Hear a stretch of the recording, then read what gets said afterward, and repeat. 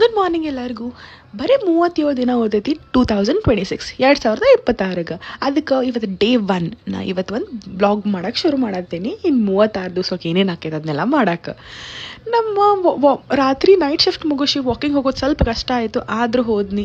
ನಮ್ಮ ಊರು ಭಾಳ ಚಂದ ಐತೆ ನೋಡೋಕೆ, ಅದಕ್ಕೆ ಚಲೋ ಅನಿಸ್ತೈತೆ ವಾಕಿಂಗ್ ಮಾಡಿದ್ರೆ.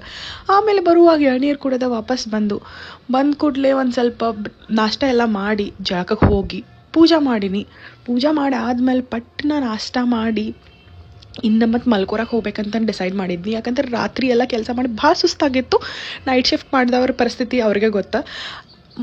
ಮಧ್ಯಾಹ್ನ ನಮ್ಮ ರಿಲೇಟಿವ್ಸ್ ಸಂಬಂಧಿಕರು ಬಂದಿದ್ದರು, ಅವ್ರನ್ನೆಲ್ಲ ಭೇಟಾಗಿ ಊಟ ಮಾಡಿ ಆಮೇಲೆ ಸಂಜೆಗೆ ನಮ್ಮ ತಮ್ಮ ತಂಗಿ ಬರಂತಲೇ ನಾವು ಹಂಗೆ ಗಾಡಿ ಮೇಲೆ ಒಂದು ಸ್ವಲ್ಪ ತಿರ್ಗಾಡಕ್ಕೆ ಹೋಗಿದ್ದು. ತಿರ್ಗಾಡಿ ಬಂದಾದ್ಮೇಲೆ ರಾತ್ರಿ ಊಟ ಮಾಡಿ ಮತ್ತೆ ಕೆಲಸ ಶುರು ಮಾಡೀನಿ friends. So see you tomorrow, day 1 finish.